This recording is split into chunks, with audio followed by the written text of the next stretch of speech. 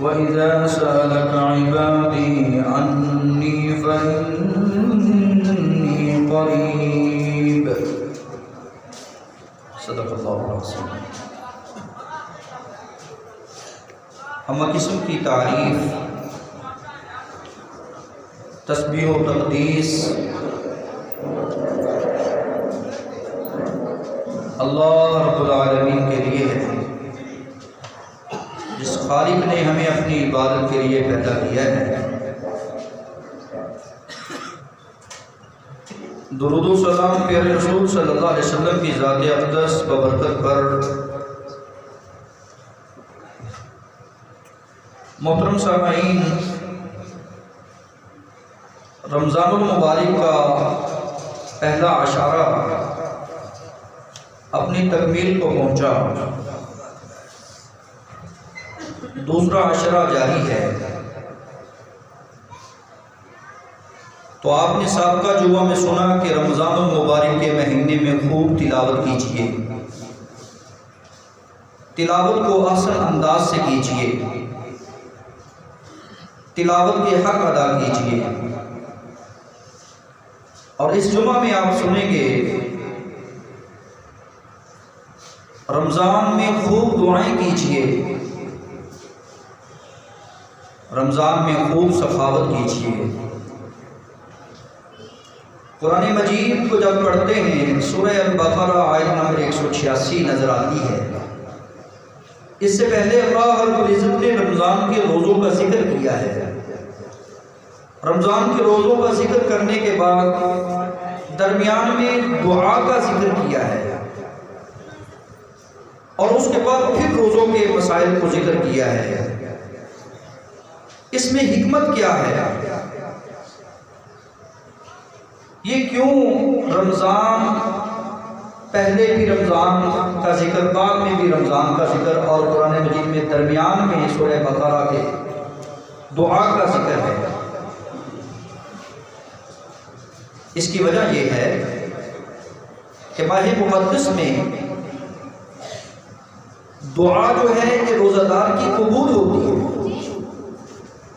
ماہ مقدس یہ دعاؤں کی قبولیت کا مہینہ ہے، تو اس لیے اللہ رب العزت نے جہاں رمضان کا ذکر کیا وہاں دعا کا ذکر کیا، جہاں قرآن کی تلاوت کا ذکر کیا، قرآن مجید پڑھتے وقت دعاؤں کا ذکر کیا، جنہیں قرآنی دعائیں کہا جاتا ہے۔ دعا کس چیز کا نام ہے؟ دعا رب کے سامنے عجز اور انکساری کا نام ہے، رب کو پکارنے کا نام دعا ہے۔ اور پیارے پیغمبر جناب محمد رسول اللہ صلی اللہ علیہ وسلم فرماتے ہیں، لوگوں ان للصائم، بے شک جو روزہ دار ہے، ان فطرتی یدعو، جب یہ روزہ کو افطار کرتا ہے، ایک تو اس کو افطاری کی خوشی ملتی ہے، اور جب وہ افطاری کے وقت دعا کرتا ہے، یہ جو دعا کا وقت ہے افطاری کے وقت، یہ اللہ رب العزت کے ہاں مقبولیت کا وقت ہے۔ اس میں آپ دعائیں کیا کریں۔ محترم سامعین، اللہ رب العزت کو پکارنا یہ ماہ مقدس میں قرب الہی کا ذریعہ ہے، تو ہمیں چاہیے رب سے خود کر مانگے۔ فاسأل اللہ اذا سألت فاسأل اللہ، رب سے سوال کرنا ہے، اپنی عافیت کا سوال کرنا ہے، تو خوب سوال کیجئے کہ اللہ مجھے عافیت عطا فرما۔ رب سے مانگنا ہے تو بخشش کو مانگ لیجئے، اللہ مجھے معاف فرما۔ رب سے مانگنا ہے تو اس بات کو مانگ لیجئے، یہ تو 50 سالہ زندگی ہے، گزر جائے گی، اللہ مجھے آخرت کی 50 سالہ دن والی زندگی کو بہتر بنا، یہ رب سے مانگیے۔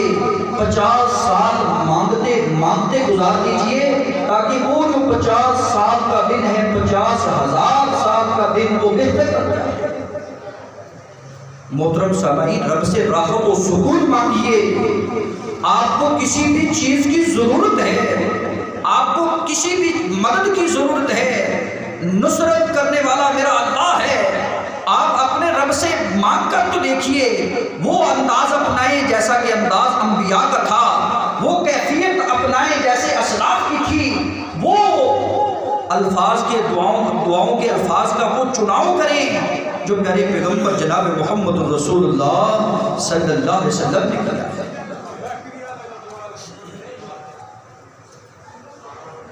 آپ چاہتے ہیں نا کہ اللہ کا ہمیں قرب مل جائے، اللہ کے ہم نزدیک ہو جائیں، تو پھر دعا کیا کریں کہ اللہ ہمیں اپنے قریب کر لے۔ پیارے پیغمبر جناب محمد رسول اللہ صلی اللہ علیہ وآلہ وسلم کے پیارے صحابی ابو ہریرہ بیان کرتے ہیں، اقرب ما یکون العبد، بندہ رب کے بہت قریب ہے اور رب بندے کے بڑا قریب ہے۔ اقرب ما یکون العبد من ربی وہو ساجد، یہ تب رب کے قریب ہوتا ہے جب سجدے کی حالت میں ہوتا ہے۔ اور پیارے رسول صلی اللہ علیہ وسلم فرماتے ہیں سجدے کی حالت میں اے ابن آدم فاکثر الدعاء، دعاؤں کو کثرت سے کیا کر، دعاؤں کو خوب مانگا کر، دعائیں خوب پڑھا کر۔ اور بات یہ بھی ذہن میں رکھ لیں، دعا پڑھنا اور بات ہے، دعا مانگنا اور بات ہے۔ ہم دعائیں پڑھتے ہیں، دعائیں مانگتے نہیں ہیں۔ ہمیں دعائیں مانگنی چاہیے، جس طرح ایک مالک کے سامنے غلام مانگتا ہے، ماں کے سامنے بیٹا مانگتا ہے، جیسے ماں کے سامنے یہ رو کر عاجزی کے ساتھ۔ اور جتنا بھی بندہ دکھی ہو نا، دکھوں کا ستایا ہوا ہو، اپنی ماں کے سامنے اپنے دکھ پھولتا ہے، اپنے دکھ کھولتا ہے کہ یہ ماں مجھے دکھ ہے، تو ماں اسے سہارا دیتی ہے۔ تو وہ تو رحمت دینے والا رب ہے، جس کی رحمتوں کے انتہا نہیں ہے، اس کی رحمتوں کے دروازے کھلے ہوئے ہیں۔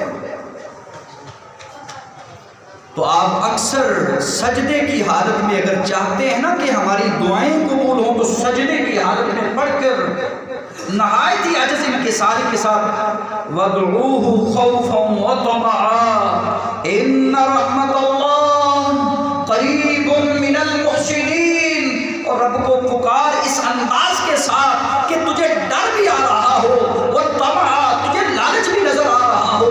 لالچ جنت کا ہے، ڈر جہنم کا ہے۔ اللہ دنیا بھی بہتر کر دے، اللہ آخرت بھی بہتر کر دے۔ یدعون، یہ پکار رہا ہے، ہاتھوں کو پھیلائے ہوئے ہے، کبھی سجدے کی حالت میں، کبھی تشہد کی حالت میں، کبھی رکوع کی حالت میں، کبھی صبح کے اذکار میں، کبھی سوتے وقت، کبھی بازار جاتے وقت، ہر وقت یہ اللہ کو پکار رہا ہے۔ اللہ تیرا خوف ہے، تیرا ہی لالچ ہے کہ تو راضی ہو جا، آخر تو میرا رب ہے، تو میرا مالک ہے، تو میرا رازق ہے، تو میرا بادشاہ ہے، تو میرا سب سے زیادہ میری پرواہ کرنے والا ہے، تو میرا سہارا ہے۔ یہ دعا ایک واحد سہارا ہے کہ اللہ تیرے علاوہ اب میرا کوئی چارہ نہیں ہے، کیونکہ تو ہی بے قرار کو قرار دینے والا، تو بے سکون کو سکون دینے والا ہے۔ دکھیاں دیاں دعاواں منظور کردہ کون، دکھیاں دیاں دعاواں منظور کردہ کون ہے، اگ ہجر دے اندروں 10 بچاندہ کون ہے، مچھلی دے پیٹ وچوں 10 نجات دلاندہ کون ہے۔ یہ وہ چیزیں ہیں، دعا مانگتے ہیں سیدنا یونس علیہ السلام تو مچھلی کے پیٹ کے اندر، حضرت ابراہیم علیہ السلام نعرہ بلند کرتے ہیں حسبنا اللہ و نعم الوکیل کا، اللہ آگ سے بچا لیتے ہیں۔ اللہ مجھے اور آپ کو کیوں نہیں سکون دے سکتے؟ وہ ان کا بھی رب تھا، وہ ہمارا بھی رب ہے۔ انہیں اپنے رب پہ مان تھا، انہیں اپنے رب پہ یقین تھا، انہیں اپنے رب پہ بھروسہ اور اعتماد تھا۔ وہ جو مانگتے تھے وہ دیتا تھا۔ ہم مانگتے نہیں ہیں، ہمیں وہ انداز ہی نہیں ہے۔ پیارے رسول صلی اللہ علیہ وسلم فرماتے ہیں صبح صبح نا فرشتہ آ کر دعا دیتا ہے کیا دیتا ہے؟ وَمِمَّا رَزَقْنَاهُمْ يُنْفِقُونَ، میں نے جو تمہیں رزق دیا ہے نا اس رزق سے خرچ کر۔ اگر تو دعا لینا چاہتا ہے، اگر تو دعاؤں کا اثر دیکھنا چاہتا ہے، میں نے جو تمہیں دیا ہے میرے رزق سے تو خرچ کر۔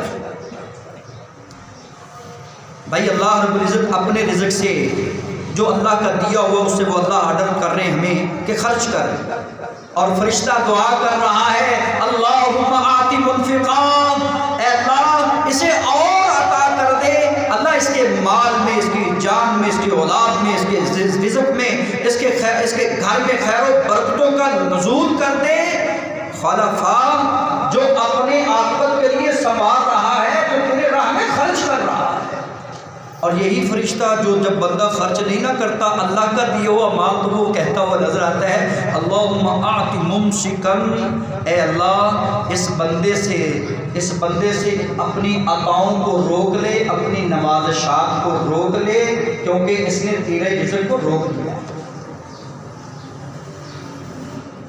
اب پتہ چلا دعا کرنی بھی ہے، دعا فرشتوں سے لینی بھی ہے، اور دعا حضرت انسان بنی آدم ان سے دعا لینی ہے، کسی بے سہارا کا سہارا بن کر، کسی بے رہ کو راہ دکھلا کر، کسی مقروض کے قرضے میں کام آ کر، کسی تنگ دست کو مہلت دے کر، اور کسی پریشان حال کو اس کی پریشانی سے نجات دلا کر، اور کسی کو میڈیسن دے کر، کسی کو دوائی دے کر، کسی کو وہاں چھوڑ کے آنا، یہ مختلف بہانے ہیں جہاں سے دعائیں ملتی ہیں، بڑوں کی ملتی ہیں، اساتذہ کی ملتی ہیں، والدین کی ملتی ہیں، اور آباد جماعت کی ملتی ہیں۔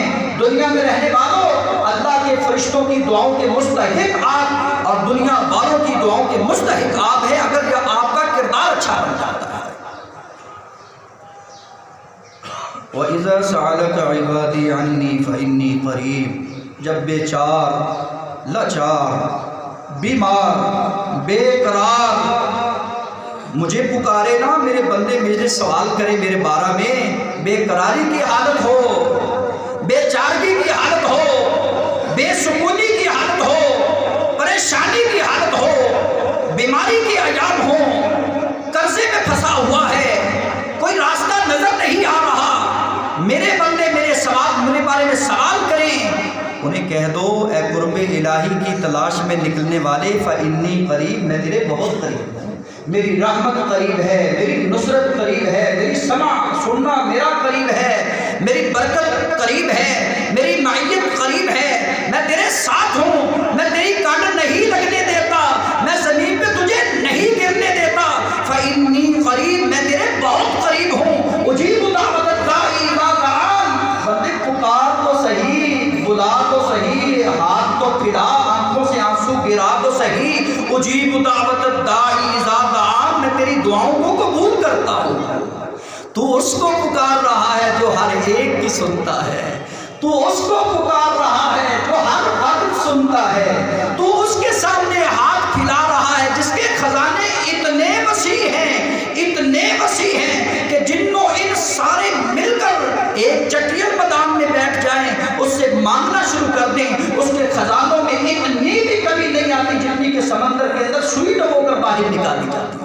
وہ اتنا بڑا خزانوں کا مالک رب ہے، وہ تجھے خالی نہیں موڑتا، وہ تو کہتا ہوا نظر آتا ہے میرے محبوب پیغمبر میرے بندوں کو بتا دو، میرے بندے جب میرے سامنے ہاتھ پھیلاتے نا، چھوٹے چھوٹے ہاتھ، اور بے چارگی کی حالت میں، بےقراری کی حالت میں، اور فقیری کی حالت میں مجھ سے سوال کرتے ان کے ہاتھ خالی موڑ دو، مجھے ویسے ہی حیا آتی ہے۔ وہ اتنا مہربان رب ہے تو ہم اس سے اتنے دور ہو چکے، وہ ہمارے قریب، ہم اس سے دور۔ بھائیوں اگر آپ قرب الہی چاہتے ہیں تو دعا بہترین ذریعہ ہے قرب الہی کا، اور اللہ رب العزت کو جب آپ پکارتے ہیں تو فإنی قریب کا ذہن میں رکھ کر پکارا کریں کہ میں اپنے رب کے بہت قریب ہوں، بلکہ میرا رب میرے بہت قریب ہے۔ شرط یہ ہے کہ قبولیت کا ایمان ہونا چاہیے، شرط یہ ہے، جس کا ایمان نہیں ہے نا اس کی دعائیں بھی قبول نہیں ہوتی، اور جس کا رزق حلال نہیں ہے نا اس کی بھی دعائیں نہیں قبول ہوتی، اور جس کی صدق مقال نہیں ہے نا، سچی بات نہیں ہے، اس کی بھی دعائیں قبول نہیں ہوتی۔ جو عدم توجہ سے دعا کرے نا، غفلت کی وجہ سے، اللہم ان شئت، اگر تو چاہتا ہے تو مجھے معاف کر دے، اگر تو چاہتا ہے تو دے دے، اس طرح کی دعائیں اللہ قبول نہیں کرتا۔ گناہ کی دعا کرتا ہے نا، میرا یہ گناہ والا کام پورا ہو جائے، تو اللہ قبول نہیں کرتا۔ اگر آپ چاہتے ہیں نا کہ میری فلاں سے رشتہ داری ٹوٹ جائے، ایسی دعا اللہ قبول نہیں کرتے۔ اللہ دعا قبول کرتے ہیں، تعلقات کو نبھانے والے کی دعا کو قبول کرتے ہیں، اللہ دعا قبول کرتے ہیں، رشتہ داری کو جوڑنے والے کی دعاؤں کو قبول کرتے ہیں، اللہ دعا قبول کرتے ہیں۔ تو روزہ دار روزہ رکھنے والے کی دعا کو قبول کرتے ہیں، اللہ دعائیں قبول کرتے ہیں۔ سخاوت کے مہینے میں سخاوت کرنے والے کی دعاؤں کو قبول کرتے ہیں، اللہ دعا قبول کرتے ہیں۔ اس بندے کی دعا قبول کرتے ہیں جو اپنے بھائی کی عدم موجودگی میں، اس کی غیر موجودگی میں بیٹھا اس کے لیے دعا کر رہا ہے، اللہ میرا بھائی بڑی مصیبت میں پھنسا، اسے معاف فرما دے، اس کے حال پہ رحم فرما دے۔ اللہ ایسے بندوں کی دعا قبول کرتے ہیں۔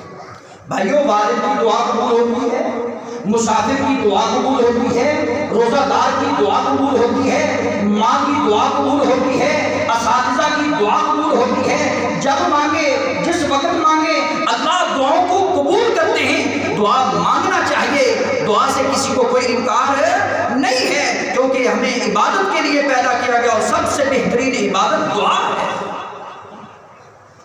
شرط یہ ہے کہ ادعوا ربکم تضرعا وخفیا، دل میں عاجزی ہو، دل میں ایسی عاجزی ہو کہ بال سفید ہو چکے ہیں، کمر جھک چکی ہے، اور بیٹھا 80 سالہ بابا ہے، ساری زندگی دعا کرتے کرتے گزر گئی ہے، اور کہہ رہا ہے اے اللہ اذ نادا ربہ نداء خفیا، ایک چپکے سے نا، ایک تنہائی کے گوشہ نشینی اختیار کرتے ہوئے تنہائی ایک کونے میں بیٹھ گیا اور اپنے رب کو کہتے ہیں اللہ اب میں بوڑھا ہو گیا ہوں۔ اللہ جب بندے بوڑھے ہوتے ہیں نا تو غلاموں کو آزاد کر دیا جاتا ہے، جاؤ بھائی اپنے گھر بیٹھ جا، تو آزاد ہو گیا، تو کام کے لائق نہیں ہے۔ اللہ میں بوڑھا ہو گیا ہوں، تو مجھے جہنم سے آزاد کر دے۔ اللہ میں بوڑھا ہو گیا ہوں، میں تھک گیا ہوں، تو مجھے آزادیاں عطا کر دے، مجھے عافیت عطا کر دے، مجھے معافی عطا کر دے۔ کیا انداز تھا سیدنا زکریا علیہ السلام کا، اذ نادا ربہ نداء خفیا قال رب انی وہن العظم منی واشتعل الرأس شیبا ولم اکن بدعائک ربی شقیا۔ یہ اللہ رب العزت سے دعائیں مانگ رہے ہیں، اور دعاؤں کا انداز چیک کیجئے۔ اللہ میں نے تیری ساری نعمتوں کو استعمال کیا ہے، تو دعاؤں کو رد نہیں کرتا، مجھے ایمان ہے، مجھے یقین ہے، مجھے اعتماد ہے، تو دعاؤں کو قبول کرنے والا ہے۔ اللہ میری دعا کو قبول فرما۔ اللہ رب العزت نے بے موسمی عمر میں بیٹے جیسی نعمت سے نوازا۔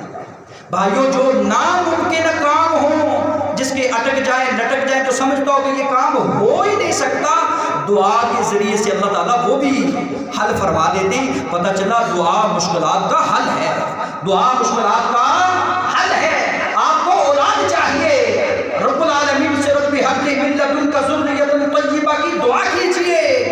آپ کو بے قراری میں، بے بسی میں، مجبوری میں کوئی چارہ نظر نہیں آ رہا، اس میں حضرت یعقوب علیہ السلام کی وہ دعا پڑھیں، انما اشکو بثی وحزنی الی اللہ واعلم من اللہ ما لا تعلمون۔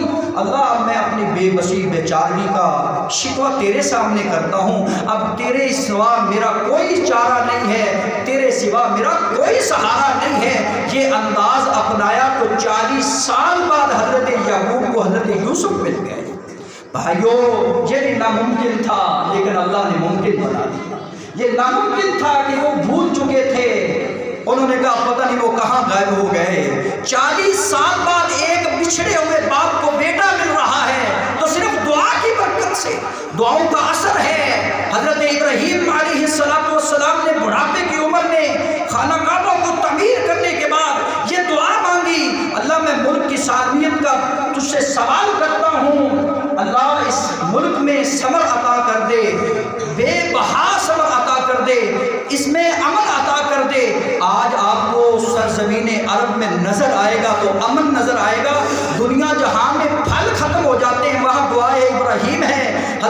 خلیل اللہ کی دعاؤں کا یہ نتیجہ ہے کہ آج بھی وہاں پھل ختم نہیں ہوتا۔ اللہ رب العزت سے دعا کیجیے کہ ربنا تقبل منا انک انت السمیع العلیم۔ میرے رسول فرماتے ہیں من فتح لہ منکم باب الدعاء، اور جس کے لیے دعا کا دروازہ کھول دیا جائے اس کے لیے اس طرح ہی ہے کہ فتح لہ ابواب الرحمہ، اللہ رب العزت کی رحمت کا دروازہ کھول دیا گیا ہے۔ ہر وقت اللہ سے اپنی عافیت، اپنی تندرستی کا سوال کیا کر، کبھی علم میں اضافے کی دعا کیا کر، اللہم انا نسألک علما نافعا، کبھی اللہ رب العزت سے ورزقا طیبا کا سوال کیا کر، اللہ مجھے رزق حلال دے، کیونکہ رزق حلال نہ ہو دعائیں قبول نہیں ہوتی، صدقہ خیرات قبول نہیں ہوتا۔